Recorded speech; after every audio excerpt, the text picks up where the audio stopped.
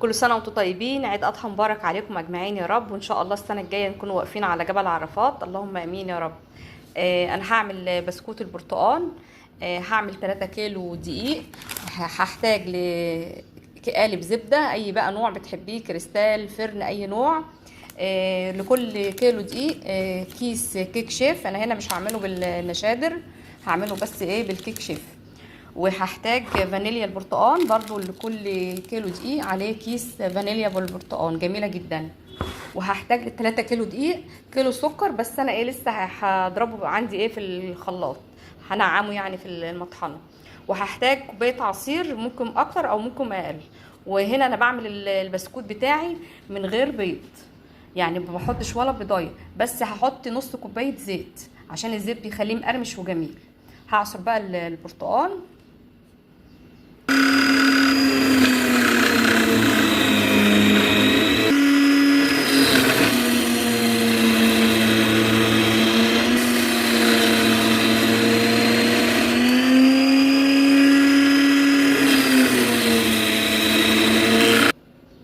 هناخد قشر من البرتقال ده نضربه في المطحنه عشان نحطه في العجينه بتاعتنا.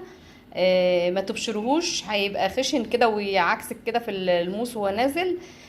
هناخد كده بشر، الاول هنقشره بالسكينه، مش هناخد اللي جوه ده عشان ما يمررش معانا.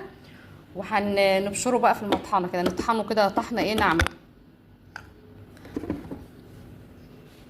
بسم الله.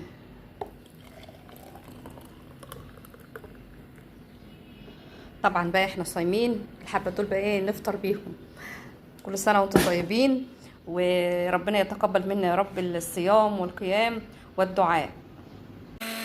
زي ما انتم شايفين كده انا قشرت البرتقال، خدت القشره اللي بره بس وطحنتها كده نعمتها جامد عشان ما تعكسنيش بقى والعجينه نازله. وطحنت كمان السكر، بقى سكر بودر اهو.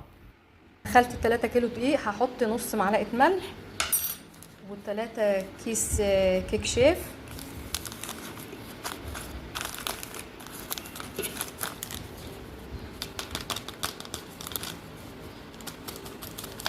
هقلب بقى الدقيق، وبعد كده هنضرب بقى قالب الزبده مع السكر. ده كيلو سكر وده قالب زبده، وهحط نص كوبايه زيت. وطبعا عندي عصير البرتقال، كوبايه عصير، كوبايه ونص عصير برتقال، وبشر البرتقال اهوت، و3 فانيليا بالبرتقال. هنا انا مش هعمل البسكوت بتاعي بالبيض، بيطلع جميل معايا ما شاء الله كل سنه، ومش بعمله ولا بيضه.